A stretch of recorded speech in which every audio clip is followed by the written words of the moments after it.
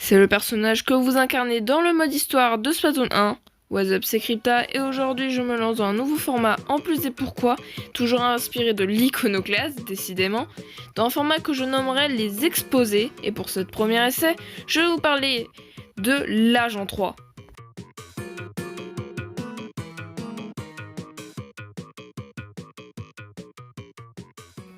Splatoon est sorti sur Wii U et uniquement sur Wii U. Une console qui aura relativement floppé, on va pas se mentir. Mais le jeu, lui, nouvelle licence Nintendo, connaîtra un accueil chaleureux de la part de la communauté. Même si je n'ai jamais eu le jeu, je peux tout de même m'en tirer un avis objectif. Splatoon 1 est un bon jeu. J'ai moi-même Splatoon 2 sur Switch, donc je sais à peu près de quoi je parle. Sortons désormais de la parenthèse sur le jeu. Dans le mode histoire de Splatoon 1, vous incarnez Agent 3, un agent sélectionné par Captain Cuttlefish, pas taper, je me base sur les noms anglais, mais également par les Squid Sisters, Kylie et Marie, mais qui s'appellent Ayo et Oli par chez nous. Mais elles sont également les deux popstars d'Inkopolis. Elles vous guideront également pendant le mode aventure.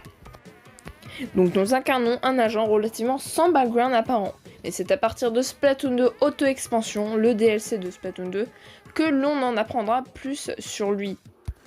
Car pendant qu'on se démène en tant qu'agent lui dans le Deep Sea Metro, lui sera en mission avec Captain Cuttlefish. On ne sait pas ce qu'ils font, mais ce qui est sûr, c'est que c'est à la fin du DLC que ça se gâtera. On y revoit Agent 3, à moitié possédé par Tartare, le grand méchant du DLC, pensant que vous êtes un Octaling ennemi, sachant que dans Splatoon 1, les Octalings sont les ennemis principaux. Il vous attaquera dans un combat totalement insane, où il vous faudra vous y prendre à plusieurs reprises avant de le vaincre. Non pas le tuer, mais juste le vaincre, si vous préférez, le retirer de l'emprise de Tartare. Mais bon, là il y en a 2-3 au fond de la salle que je vois venir. Mais Splatoon c'est un jeu de peinture, c'est pas qu'il si compliqué de ça de toute façon. Alors là, non. Maurice, tu fermes ta boîte à camembert et tu retournes au fond de la salle. Entre les splash bombes, les tirs et les splash downs qui vous balancera toutes les 2 minutes, croyez-moi, ce combat est plus que difficile. Et c'est après un combat acharné que Agent 3 tombe au sol, démuni de l'emprise de Tartare.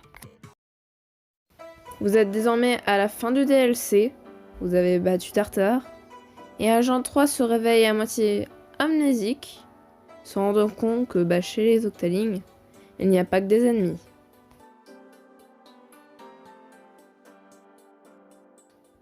Juste, waouh!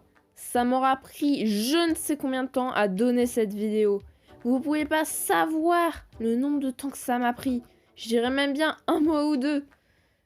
Mais juste, je suis ultra contente du résultat. En tout cas, j'espère vraiment que ça vous aura plu, même si je bégayais, je l'avoue. Je sais que ça aura mis du temps à sortir, et que de base, j'avais les histoires d'élémentaires à faire, mais je voulais à tout prix faire une vidéo comme Ico.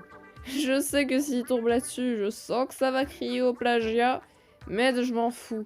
Tout ce qui m'importe, c'est que j'ai réussi à pouvoir donner une vidéo que j'avais envie de faire, et qui maintenant me plaît. Je suis fière de ce que j'ai donné, et j'espère que vous êtes fiers aussi pour moi.